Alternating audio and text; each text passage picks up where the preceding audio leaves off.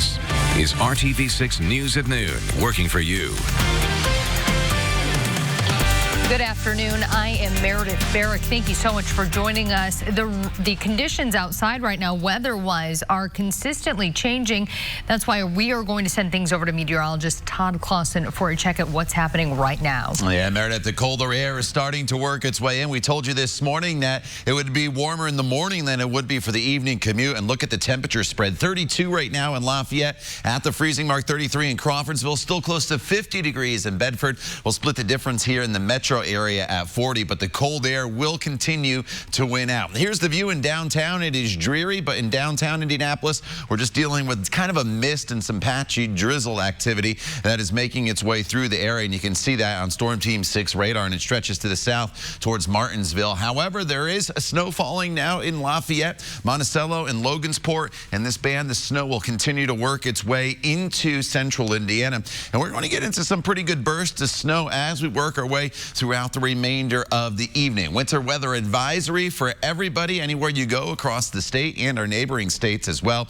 Look for that transition from rain to snow to happen in the metro area between about 1 and 2 o'clock. By the time we get to 3 o'clock, everybody is falling below the freezing mark in northern locations and transitioning over to snow. Initially, it probably will just melt on the roadways. The critical time will be after sunset, which is a little after 5:30 this evening. At that point, temperatures are near freezing. It is still falling. We don't have the sun up. That's when the roads could certainly get slick throughout the course of the evening hours. And even a few lake effect snow bands will set up here in northern locations. And then it's not just about the snow. Look at the temperatures by tomorrow morning into the teens for most locations. We'll talk about snowfall amounts for you coming up in just a few minutes. Todd, thank you. At this hour, road crews with INDOT and the city's Department of Public Works are starting to pre-treat roads ahead of the expected changeover from rain to snow this evening. For INDOT, their main focus will be bridges and overpasses.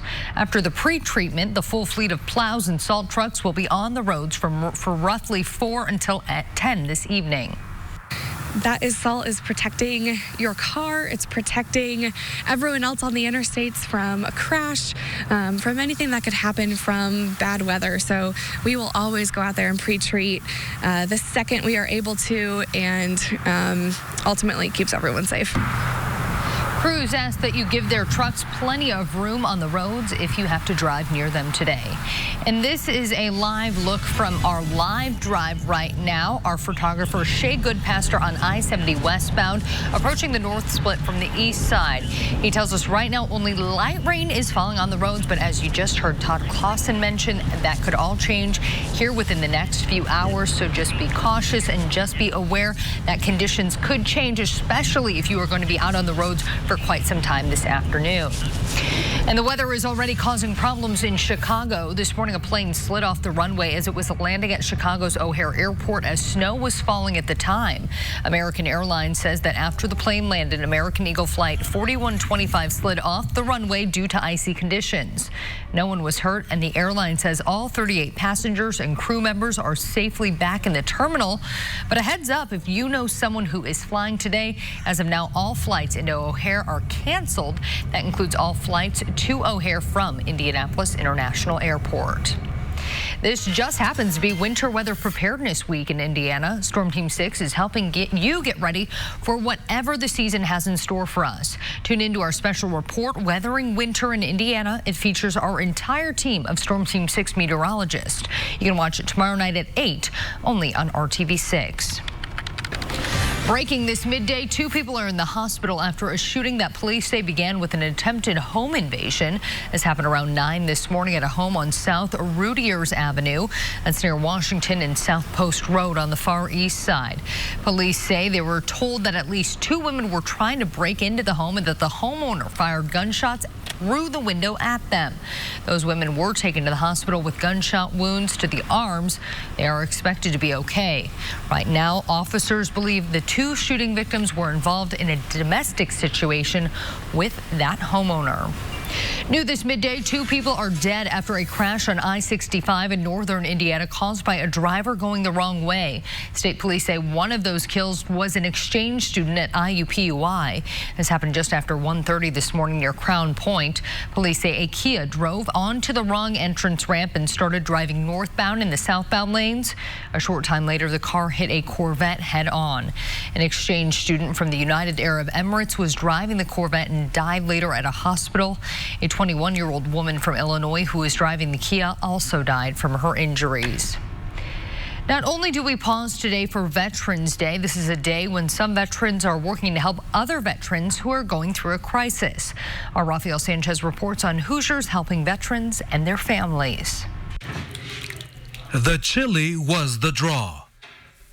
But the drive to support local veterans came in the form of canned food, clothing, and cash, all brought to American Legion Post 3 in Broad Ripple. The winters are hard. Indiana's weather is terrible. So I think, our responsibility is not to just drive by.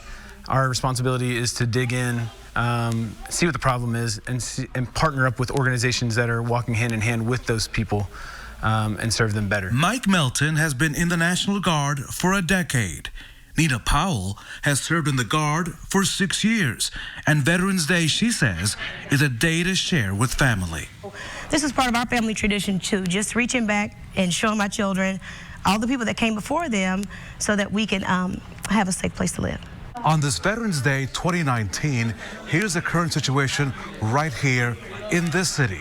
The group HVAF, which helps many veterans, says that every Tuesday and Thursday, they're helping at least 200 veterans with assistance. Robert White is an Air Force veteran. He served in Iraq and Afghanistan.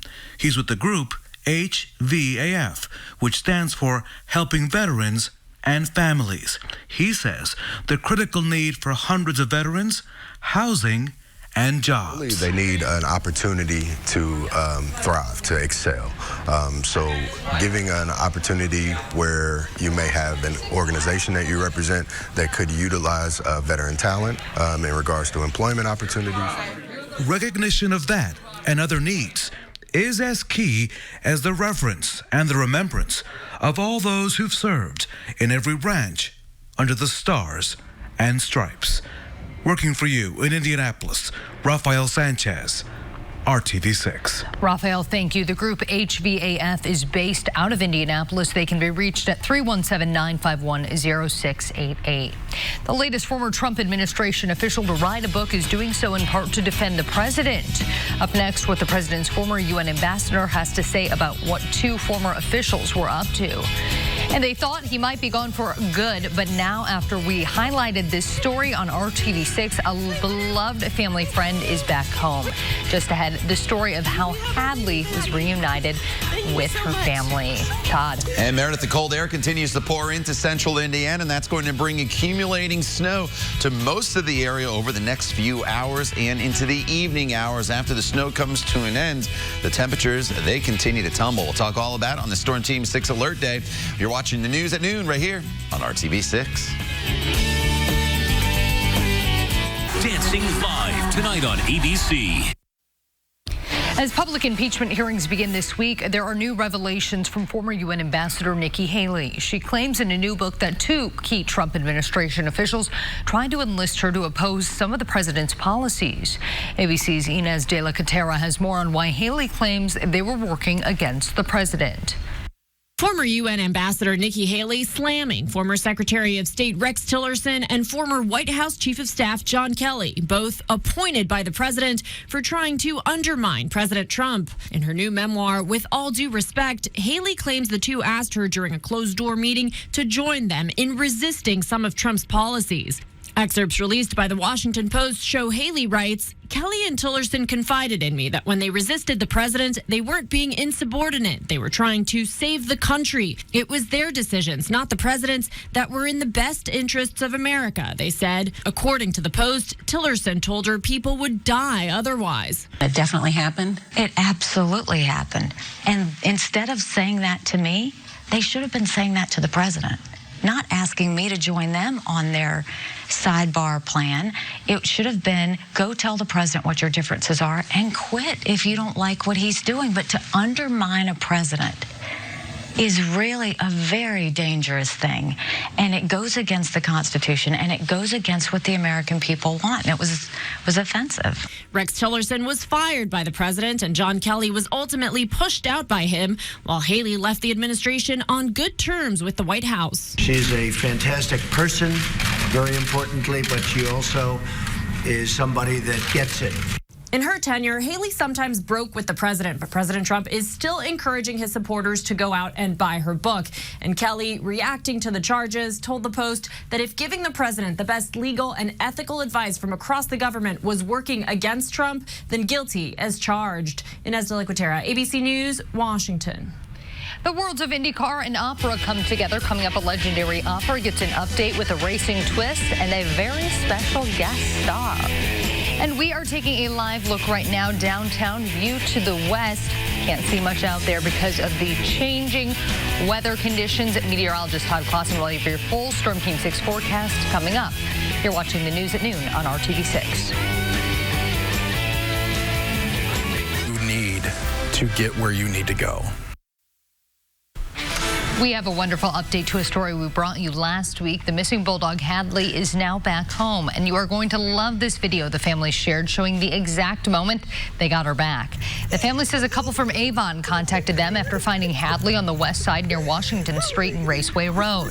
She had been missing for more than a week after getting loose from the family's home in Whiteland. Someone found Hadley last Saturday, took her to the Johnson County Animal Shelter, but since the shelter did not require them to leave the dog there, the finders took her, saying they would contact the family themselves, but they never did. They say they don't believe the couple who found her yesterday was the original person who took her to the shelter, but they say they are so thankful she is back home and safe. Here is another look from our live drive with photojournalist Shay Goodpaster. He is on the west side on I-465 northbound near Rockville Road and 10th Street.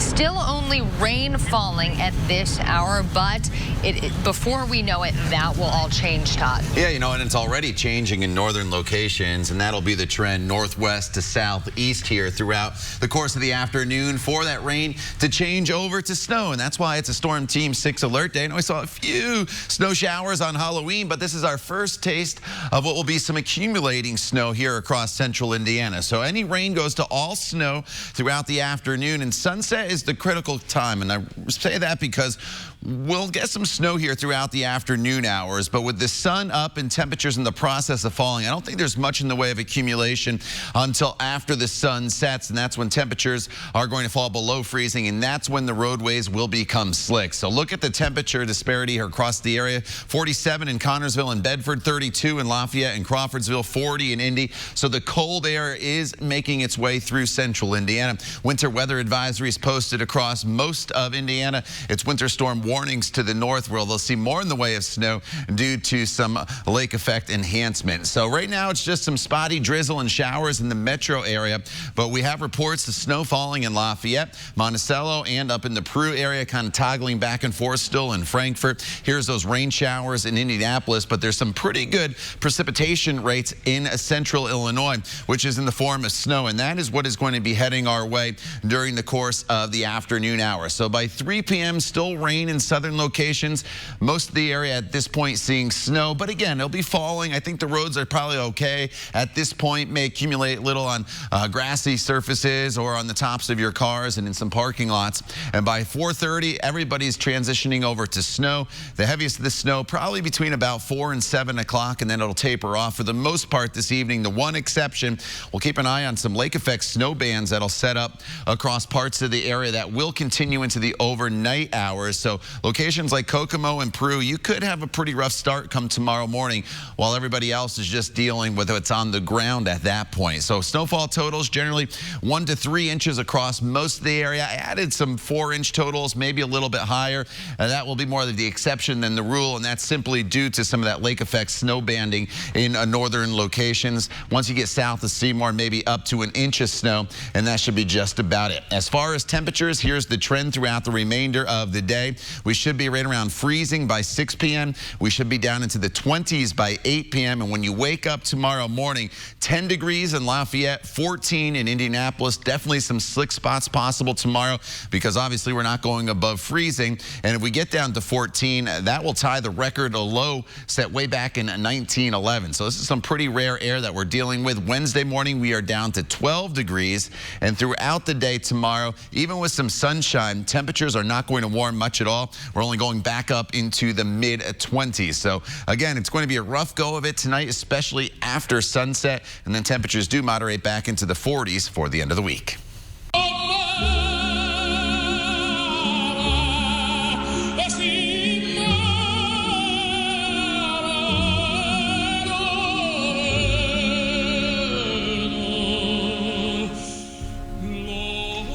That aria and that car are two of the key parts of a big production being put on this weekend by the Indianapolis Opera. This coming Friday through Sunday, the Indianapolis Opera will be putting on a production of the legendary opera Les Elixir de Moray. That means elixir of love. Obviously, I'm not French. And this being Indianapolis, it will have an IndyCar twist to it. IndyCar driver Zach Beach is with us today because he will be making a guest appearance in this production. Also here, David Starkey, the general director of the Indianapolis Opera. Well, seeing as I butchered the original name of it, let's talk a little bit about what this production is about. Right, and that's why we're calling it Elixir of Love, which is the American translation. And it's a very famous Donizetti opera. You can see there with the example of Pavarotti making the aria so famous. It's a comedy, it's humorous. It is sort of set in a generic period about the 1870s in Italy, nondescript town.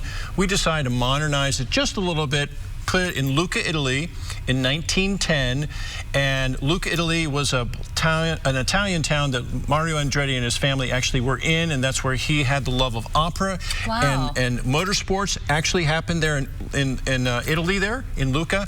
But then we sort of said, okay, what's the other translation is, well, in 1910, what's going on? Motorsports, right. Cars are turning into these competitive advantages. So we brought that together. And the salesman in the show, Duke Amata, he arrives normally in a horse and buggy, and we're like, oh, we got to modernize that. So he's arriving in the car. Okay. But this is his mechanic, Mario. Oh, okay. And they're pushing the car on because they've run out of fuel, and they go from town to town and convince the gullible town folks to buy their elixir, which is just cheap Bordeaux, right, to fuel the racing habit. So it's a little bit of like the NASCAR moonshine thing too. Okay, so, okay, gotcha. But this is historic. I mean, literally in Italy and in Indianapolis are these evolutionary moments happening, and we thought we'd put a little bit of that spin to it and be inspired by Mario Andretti and an Andretti driver. And speaking of spin, people are used to see you spinning your tires on the track. Now they're going to see you on stage. Is this something that, are you a secret opera singer? I mean, we usually are very interested in hearing what drivers are up to during the off season, and it's not typically this. It hasn't been a boring one, I will say that. No, this will actually be my first ever time visiting an opera and taking part in an opera at the same time. So how this all kind of came together was Mario Andretti was approached first, and unfortunately he had another commitment, so he didn't have the time available to do the role. So kind of went through a couple people, and then David and I got connected, and I was just sitting on a couch, and about 30 minutes later, I was agreeing to having a walk-on role in an opera. So it's a lot of new experiences for me, but I'm really excited. It's a little scarier than going down the front straight. No kidding. I was going to ask that. Well, we have run out of time. Thank you guys so much for joining me. All the information can be found at the bottom of your screen if you want to go check out Zach in a different type of performance. Thank you both for joining me. We'll be right back after the break.